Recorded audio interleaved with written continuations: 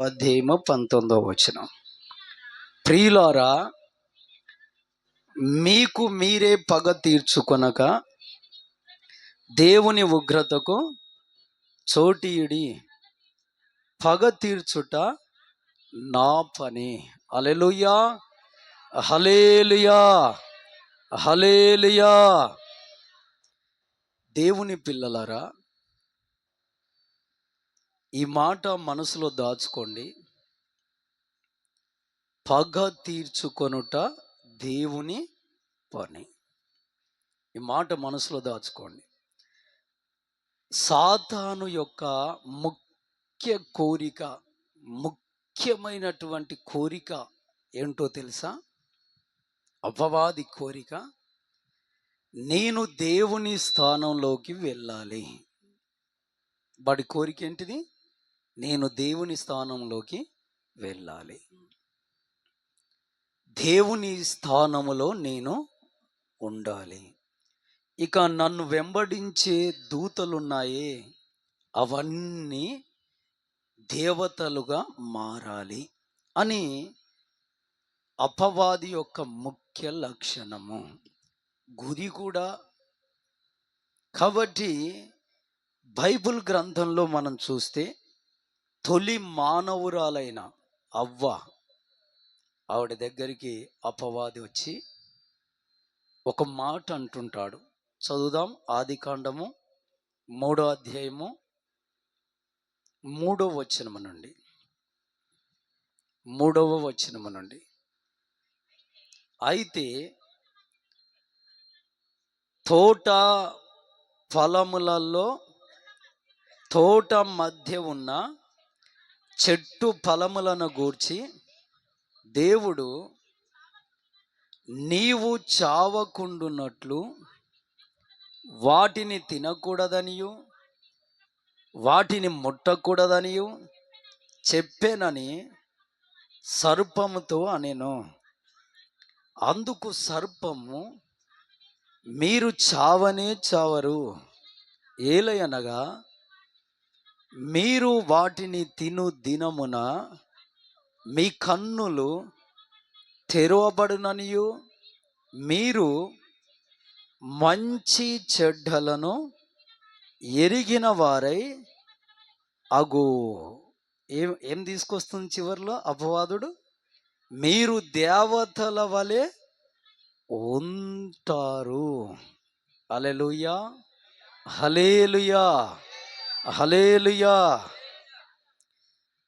దేవుని పిల్లలారా, అపవాది యొక్క ముఖ్య లక్ష్యము, ముఖ్య గురి, ముఖ్య ఉద్దేశము, అపవాదికి మంచి ఇష్టము ఏంటో తెలుసా? నేను దేవుని స్థానంలోకి వెళ్ళాలి, దేవుని స్థానములో నేను ఉండాలి. నన్ను వెంబడించే దూతలున్నాయిగా, అవి దేవతలుగా ఉండాలి. స్తోత్ర, హల్లెలూయా, హల్లెలూయా. ఇది సాతాను, అపవాది యొక్క మనసు. యెషయా గ్రంథము 14వ అధ్యాయము 13, 14 వచనాలు. యెషయా గ్రంథము 14వ అధ్యాయము 13, 14 వచనాలు. నేను ఆకాశమునకు ఎక్కిపోయేదను, దేవుని నక్షత్రములకు పైగా నా సింహాసనమును హెచ్చించెదను, ఉత్తర దిక్కున ఉన్న సభాపర్వతం మీద కూర్చుందును, మేఘ మండలం మీదికి ఎక్కెదను, అగో మహోన్నతునితో నన్ను సమానునిగా చేసుకొందును. ఇది ఎవరి ఆశ? వినాలే. ఎవరి ఆశ ఇది? అపవాదుడు, సాతానుడు యొక్క కోరిక, ఆశ. దేవుని పిల్లలారా, మహోన్నతునితో నేను సమానుడిగా ఉండాలి అని ఎవరి కోరికది? సాతానుడి కోరిక, అపవాది కోరిక క్లియర్గా బయలుపరుస్తున్నాడు అపవాదుడు. అందుకే బైబిల్ గ్రంథంలో మనం చూస్తే ఒక దగ్గర ఎక్కడంటే అపోస్తుల కార్యములు 14వ అధ్యాయంలో మనం ఇక్కడ ఒక సన్నివేశాన్ని చూడొచ్చు. జాగ్రత్త వినాలి. ఏంటి ఆ సన్నివేశం అంటే, బలహీన పాదాలు గల్లవాడు పౌలు, బర్నబ్బా వాళ్ళు ఇద్దరు దేవుడి గురించి వాక్యం బోధిస్తుంటే అక్కడికి వచ్చాడు. అయితే ఆ బలహీన పాదాలు గల్లవాడు స్వస్థత పొందగలడనే విశ్వాసం అతని మదిలో ఉందని పౌలు గారు గ్రహించి అప్పుడు అన్నాడు, నువ్వు స్వస్థపరగోరుచున్నావా అంటే, అవునయ్యా, అయితే యేసుక్రీస్తుల వారి నామమున నువ్వు నడవచ్చు అని ప్రార్థన చేస్తారు. ఆ బలహీన పాదాలు గల్లవాడు మంచిగా అవుతాడు, లేచి నడుస్తాడు, గెంతులేస్తాడు. స్తోత్రం, హల్లెలూయా, హల్లెలూయా. అప్పుడు అక్కడ చూసే జనులందరూ మనుష్యుల రూపకముగా దేవతలు మన మధ్యకు వచ్చారా అని ఆ ఇద్దరిని సన్మానించి వారికి కిరీటాలు జోడించి వారిని కొత్త ఎద్దుల బండి పైన కూర్చోబెట్టి వారికి బలులు అర్పించడం ప్రారంభించారు. ఇక ఏమంటున్నారంటే, వాళ్ళు మన దేవతలు. పౌలయ్య గారికి ఏమో ఆ పేర్లు ఎర్మోను, అది చదవండి ఒక మాట. అపోస్తుల కార్యములు 14వ అధ్యాయము 11వ వచనం.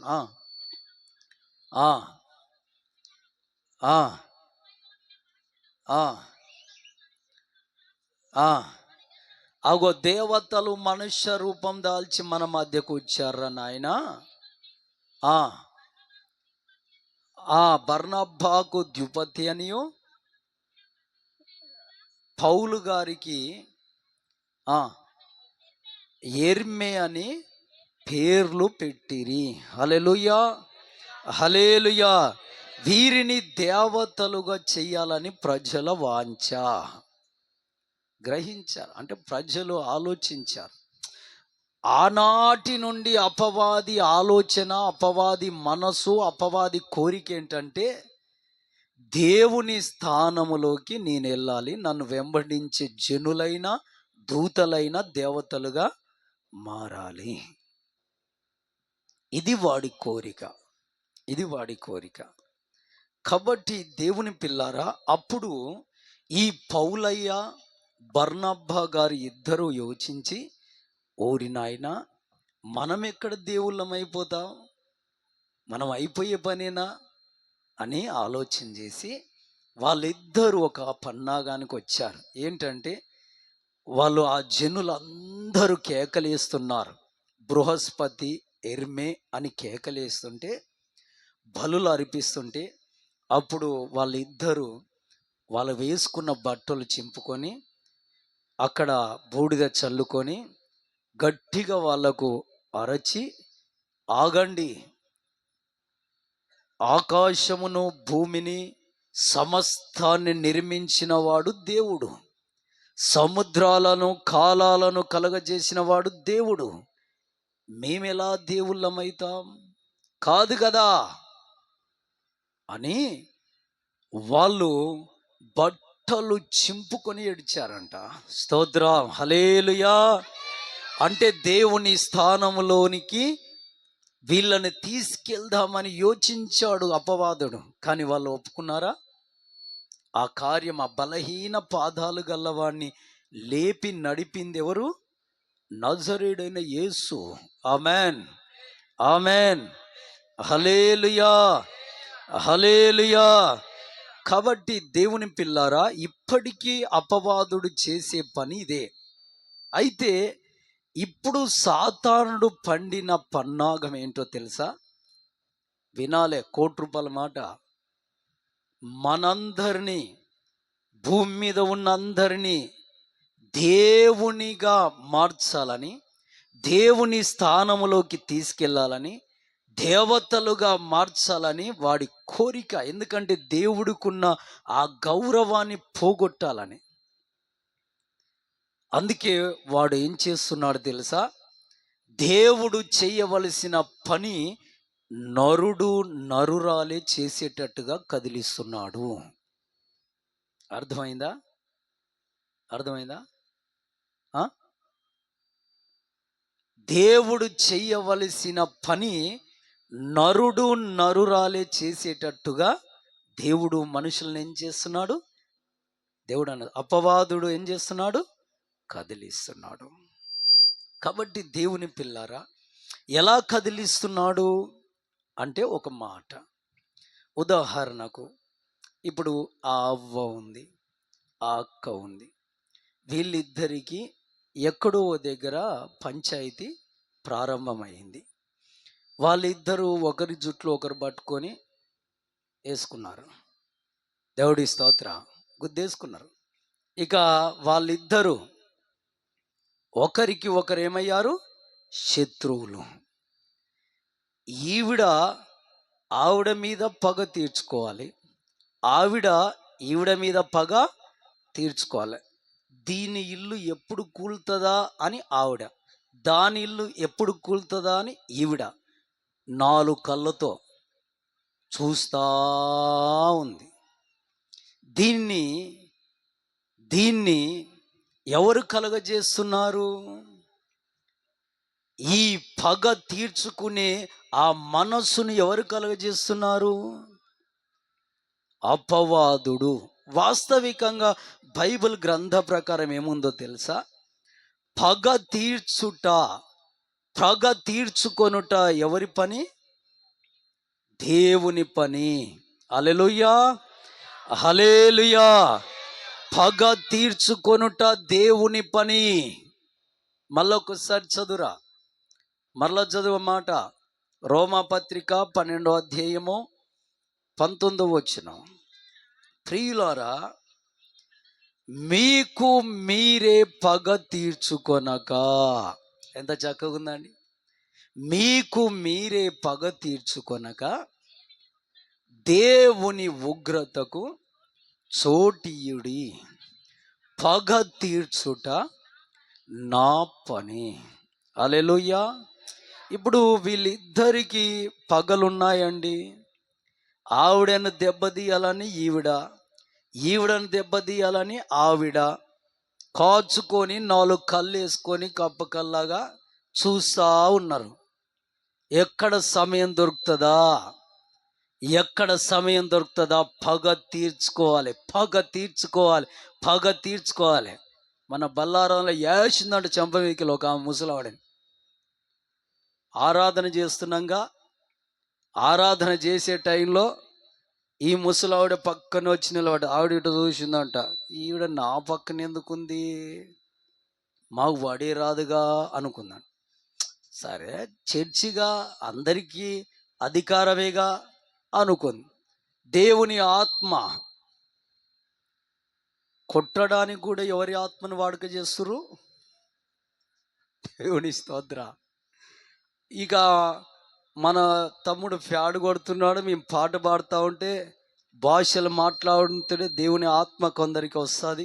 వాళ్ళు భాషలు మాట్లాడతారు, చప్పట్లు కొడతారు క్రమంగా. కానీ ఆ పక్కకున్న ఆవిడకి మరి వచ్చిందో రాలే, కానీ ముసలావిడ దమ్మ మీకు లేచిందంట. దెబ్బ పోయి ఆ కింద పడి మళ్ళా లేచింది, మళ్ళా వేసిందంట దెబ్బ. ఎయిమ్స్ హాస్పిటల్లో ఉంది ఇప్పుడు ఆ ముసలిది. ఎక్కడ?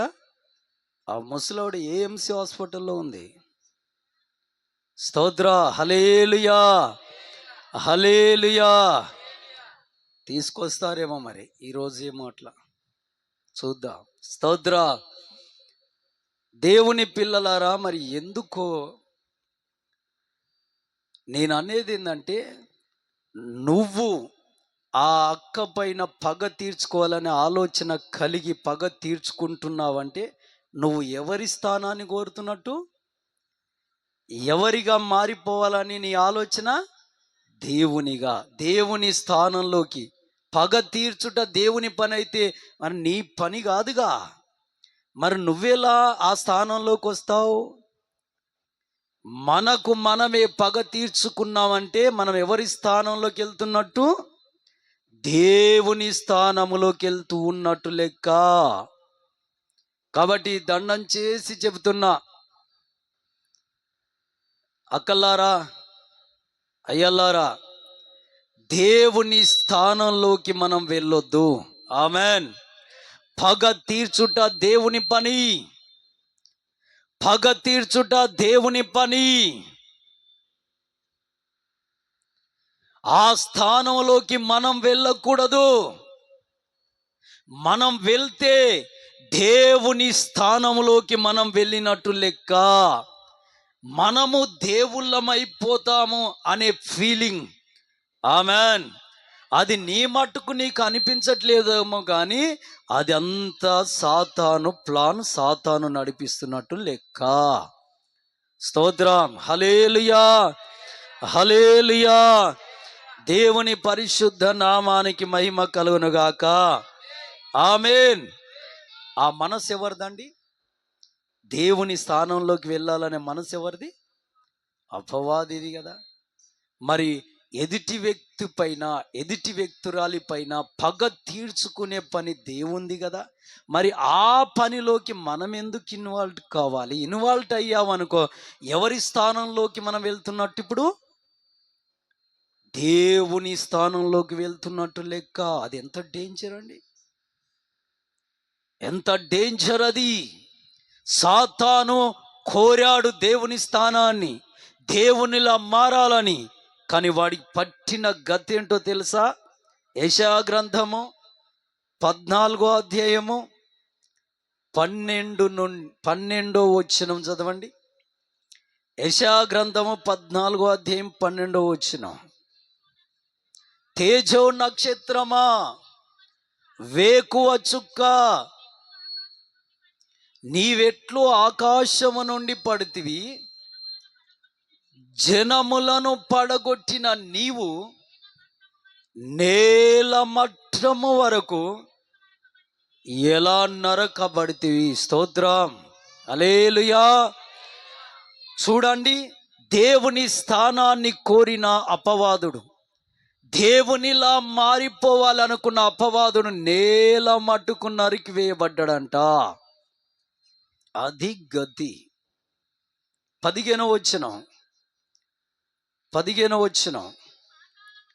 నీవు పాతాళమునకు, నరకములో ఒక మూలకు త్రోయబడితివి. స్తోత్రం. హల్లెలూయా.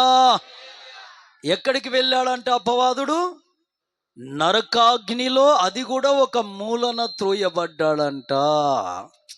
దేవుని స్థానంలోకి వెళ్ళాలనుకున్న ఏ నరుడైనా, ఏ నరురాలైనా అపవాదికి పట్టిన గతే పడుతుంది.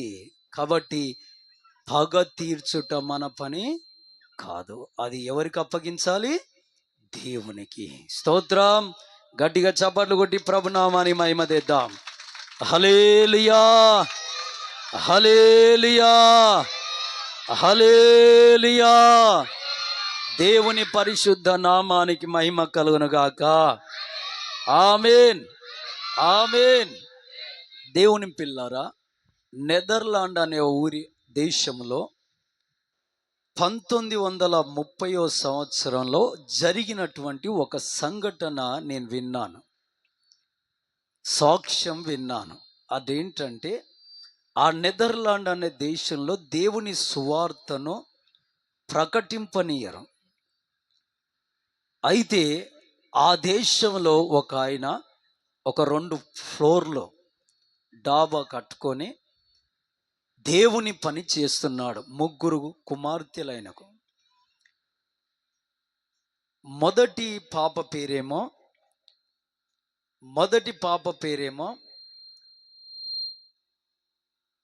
బెడ్సీ,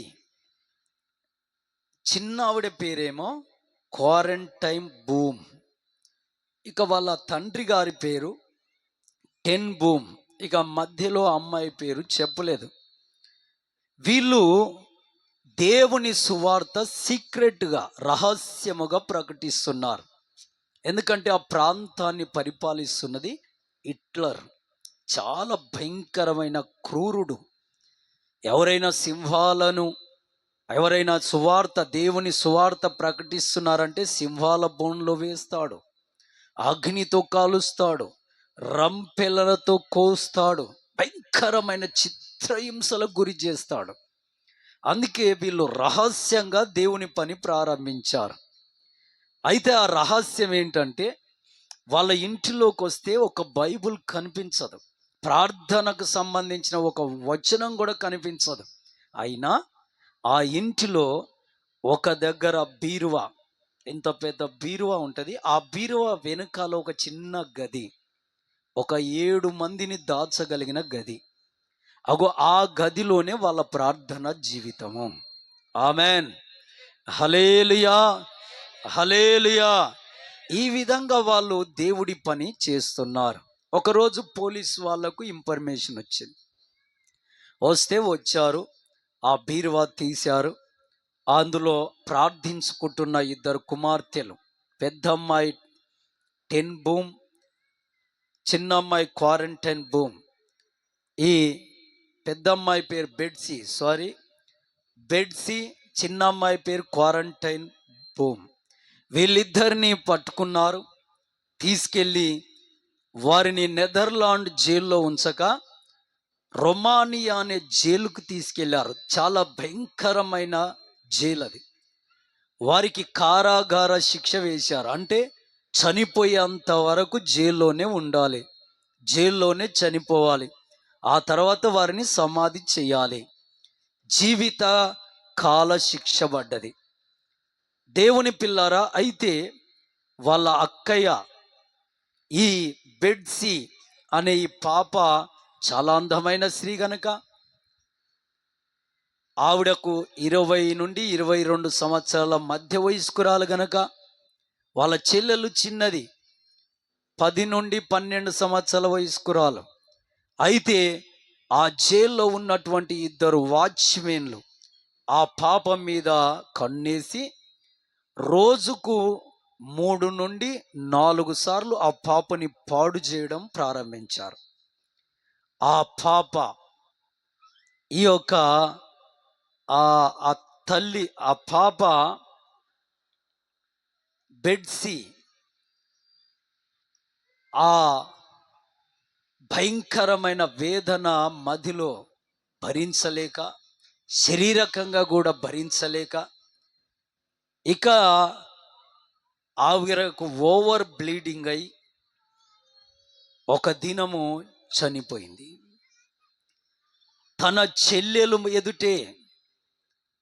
తన చెల్లెలు కన్నులార చూస్తుండగానే అక్క ఒంటి మీద నూలు పోగు లేకుండా తీసేసి ఆ పాపతో వ్యభిచరించేవాళ్ళు, పాపం చేసే వాళ్ళ వాచ్మెన్లు ఆ చెల్లెలు గోడకు కూర్చొని వణుకుతూ ఏడుస్తూ, మా అక్కను ఏం చేయకండి, కాళ్ళు పట్టుకుంటాను, మా అక్కను పాడు చేయకండి, ప్రాణం పోయేటట్టుంది మా అక్కది అని ఏడ్చేది. అయినా కఠినముగా ఆ పాప మీద దారుణ్యాన్ని ప్రదర్శించి ఆ పాపను చివరిగా ఓవర్ బ్లీడింగ్ వచ్చి చనిపోయింది. ఈ దృశ్యాంతరం అంతా చెల్లెలు మైండ్లో ఉంది. నా బతుకు కూడా ఇంతే కదా, ఇక నేను కూడా చనిపోయేంత వరకు జైల్లో ఉండాలి, నాకు కూడా వయసు వచ్చేసరికి నన్ను కూడా ఇలాగే పాడు చేసి చంపేస్తట్టున్నారని ఉనికిపోయింది. కానీ అదృష్టవశాత్తు ఒక 22 మందిని ఆ జైల్లో నుండి విడిపించాలి, గవర్నమెంట్ ఆర్డర్. అయితే అందులో బై మిస్టేక్ టైప్ చేస్తున్నాయన, టైప్ కొడితే ఆ టైప్లో ఈ చిన్న తల్లి పేరు కూడా పడ్డది. బై మిస్టేక్ పడొద్దు, కానీ బై మిస్టేక్లో క్వారంటైన్ బూమ్ అనే పేరు వచ్చేసింది. ఆ పాపను కూడా రిలీజ్ చేశారు. దేవునికి మహిమ, హల్లెలూయా. ఆ పాప అనుకున్నది, ఇక నేను ఇక్కడ ఉంటే ఎలాగైనా నన్ను మరలా పట్టుకొని జైల్లో వేస్తారని జర్మనీ ప్రాంతానికి వెళ్ళిపోయింది. అక్కడికి వెళ్ళి అక్కడ దేవుని పని 17 సంవత్సరాల వయసులోనే దేవుని పని ప్రారంభించి ఒక 150 మంది పట్టే సంఘము కట్టింది. ఆమెన్, హల్లెలూయా, హల్లెలూయా. 18వ తారీఖు మే నెల 1947 సంవత్సరంలో ఆవిడ ఆ మందిరం నిర్మించింది. నిర్మాణం చేసి ఒకరోజు వాక్యం బోధించి ఇక క్రిందకు దిగి వెళ్దామనే టైంలో ఒక ముసలాయన స్టాండ్ పట్టుకొని ఆ పాప దగ్గరకు వచ్చాడు. అప్పటికే ఆ పాప వయసు 25 సంవత్సరాలు దాటిపోతుంది, 25-26 సంవత్సరాలు. ఆ స్టాండ్ పట్టుకొని వస్తుంటే ఆవిడ చూసి, ఎవరు మీరు అని అడిగింది. ఆయన చూసి ఏడ్చి చెయ్యి పట్టుకొని కన్నీళ్ళు పెట్టుకుంటున్నాడు. అప్పుడు ఆ క్వారంటైన్ బూమ్ ఆ చెల్లెలు బాగా తేరి చూస్తే ఎవరు కాదు, నెదర్లాండ్ రొమానియా అనే జైల్లో వాళ్ళ అక్కయ్యను రోజుకు 3 నుండి 4 సార్లు పాడు చేసి చంపాడే ఆ చంపిన కిరాతకుడు ముందుకొచ్చి చేయి పట్టుకొని పశ్చాత్తాపడుతుంటే ఆవిడ కళ్ళెదుటనే చిత్ర హింసల పాలు చేసిన ఆ దృశ్యాన్ని మర్చిపోలేని పరిస్థితి. రోజుకొక్కసారైనా గుర్తుకు తెచ్చుకొని మదిలో దుఃఖపడే స్థితి. ఆడపిల్లను కదా, ఏం చేయగలను అని రోజుకు ఏడ్చే స్థితి ఆవిడది. దేవుని పిల్లారా, ఏం జరిగిందో తెలుసా? అప్పుడు కళ్ళు మూసుకొని ఇతన్ని జైల్లో వేపిద్దాంలే అని మదిలో అనుకుంటుంటే ప్రభు అంటున్నాడంట, పగ తీర్చుకొనుట ఎవరి పని? పగ తీర్చుకొనుట నా పని. నా స్థానంలోకి నీవు రాకూడదు, నా స్థానంలోకి నువ్వు రాకూడదు. అది నా పని. That's my work. You do not enter to my work. Hallelujah, hallelujah. నా స్థానంలోకి మీరు రాకూడదు. అయ్యా, చెల్లెలా, అన్నా, పగ తీర్చుకుంటున్నావా? ఎవరిపైన నీకు పగ ఉంది? నీవే ఇన్వాల్వ్ అవుతున్నావా పగ తీర్చుకుంటా, లేదా దేవునికి అప్పగిస్తున్నావా? ఒకసారి చూసుకో. ఒకవేళ నువ్వే గనక నేను పగ తీర్చుకోగలను అని పిడికిలి బిగించి గుండెలో మంటతో పగ తీర్చుకోవడానికి అనేక పన్నాగాలు పండుతుంటే నువ్వు దేవుని స్థానాన్ని కోరుతున్నట్టు లెక్క. అపవాదికి పట్టిన గతి నీకు పట్టే ఛాన్స్ ఉంటుంది. లేదు, ఆ క్వారంటైన్ భూమి వలె పగ తీర్చుకొనుట దేవుని పని కదా అని క్షమిస్తే నీ శత్రువు ఒక దినాన నీ పాదాల దగ్గర ఉండబోతున్నాడు. ఆమెన్, హల్లెలూయా. ఆయన రోషము గల యెహోవా. గ్లోరీ, హల్లెలూయా, హల్లెలూయా. సైన్యములకు అధిపతి అయిన యెహోవా, ఆయన యుద్ధ శూరుడైన. ఆమెన్, హల్లెలూయా. ఆయనకు అప్పగించి సంపూర్ణంగా సమాధానము గల్లవాడవై, సమాధానము గల్లదానవై నెమ్మదిగా బ్రతకడానికి ఇష్టపడు. ఆమెన్, హల్లెలూయా, హల్లెలూయా.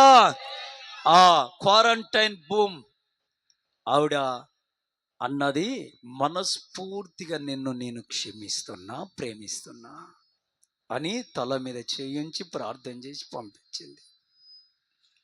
దేవుని పిల్లలారా, ఈ ప్రేమ నీకు రావాలి. ఆమెన్. నీ భర్త పట్ల కఠినంగా వ్యవహరిస్తున్నావా? నీ భార్య పట్ల కఠినంగా వ్యవహరిస్తున్నావా? పిల్లల పట్ల కఠినంగా వ్యవహరిస్తున్నావా?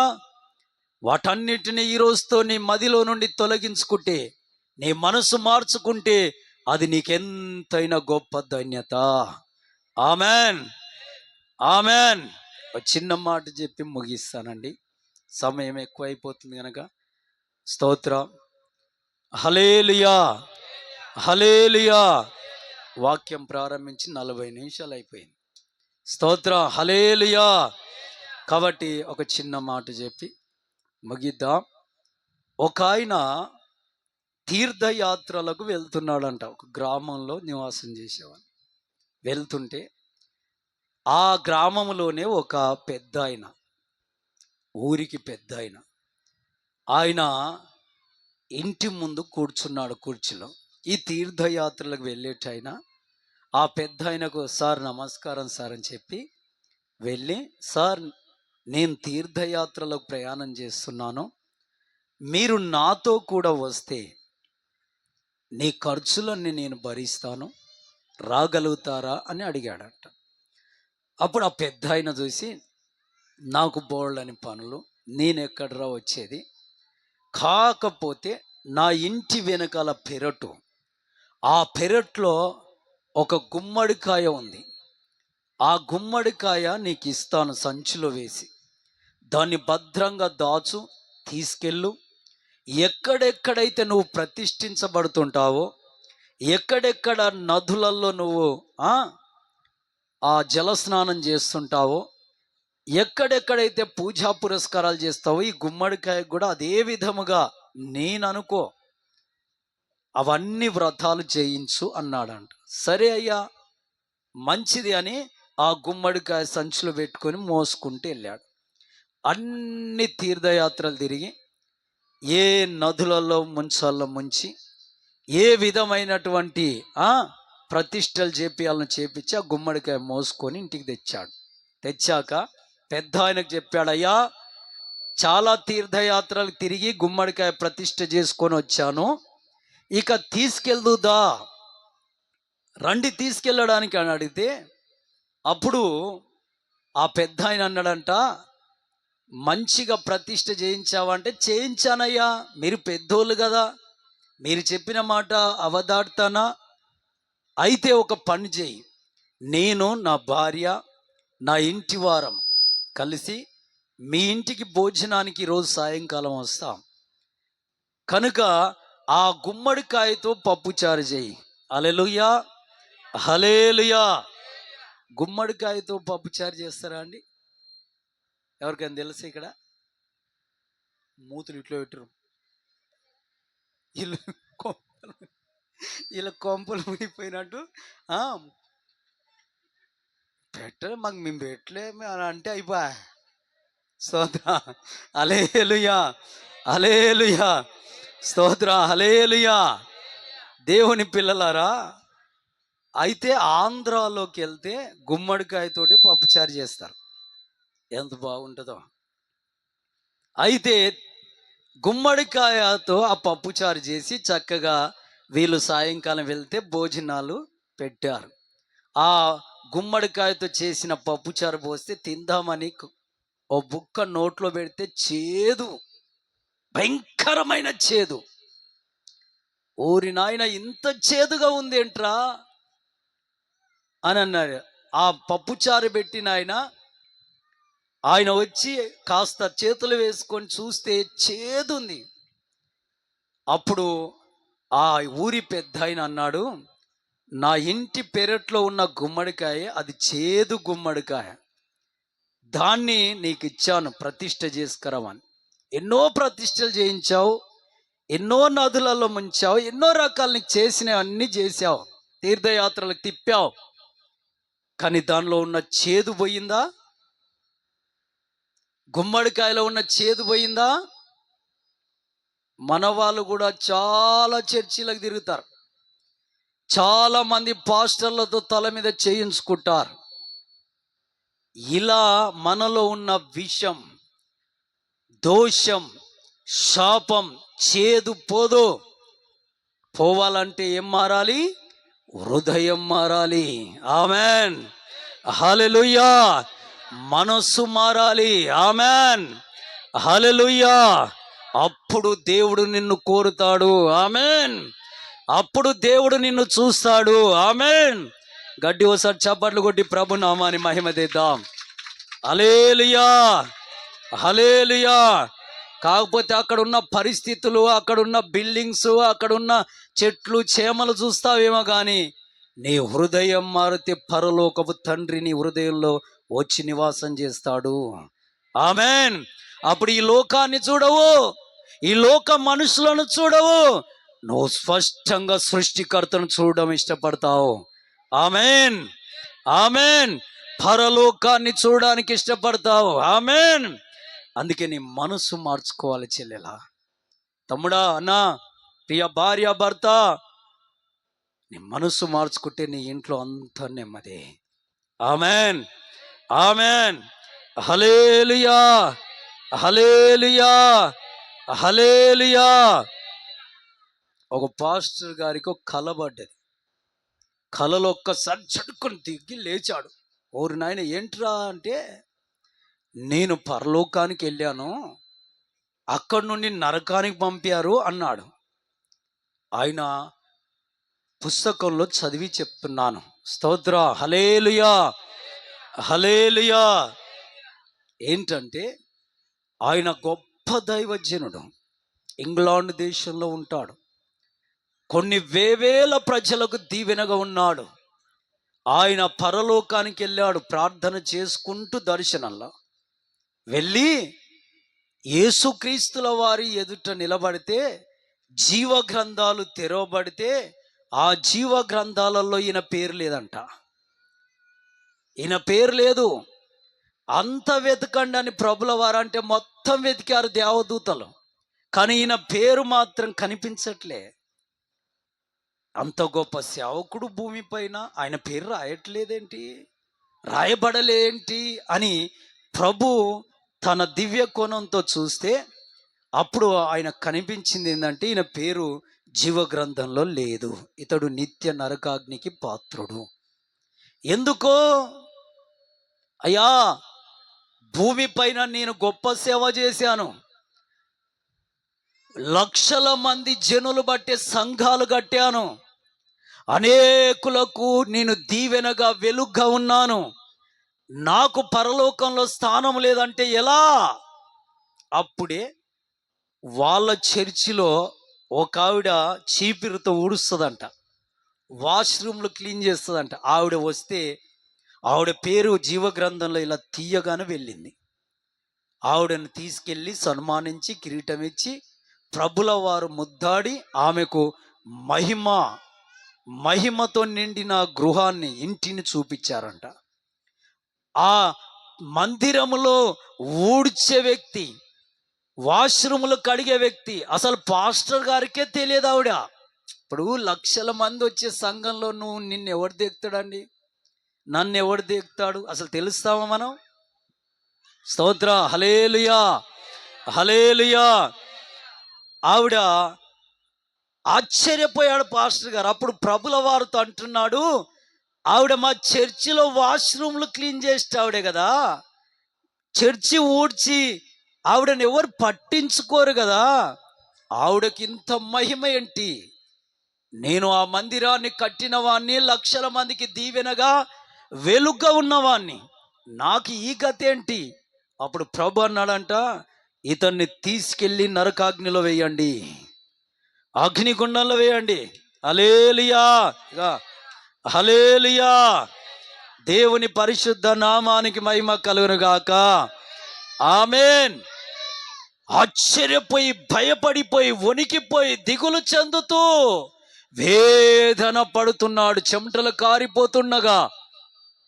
అప్పుడు దెయ్యపు దూతలు వచ్చి ఆయన పట్టుకుని వెళ్తున్నప్పుడు, ప్రభు ఎందుకయ్యా నాకు ఈ గతి అనంటే, అప్పుడు ప్రభు అన్నాడంట, నువ్వు సేవ బాగానే చేశావు, అనేకులకు దీవెనగానే ఉన్నావు, నా అభిషేకాన్ని కూడా వాడుకున్నావు, కానీ నీలో ఏం లేదు? నా ప్రేమ లేదు. ఏం లేదు? దేవుని ప్రేమ లేదు, దేవుని ప్రేమ లేదు. నీ మందిరానికి వచ్చే ఒక వ్యక్తుడు అతడు చేసింది అన్యాయమే కావచ్చు, చేసింది మోసమే కావచ్చు, కానీ అతని మీద నీకేముంది? పొగ.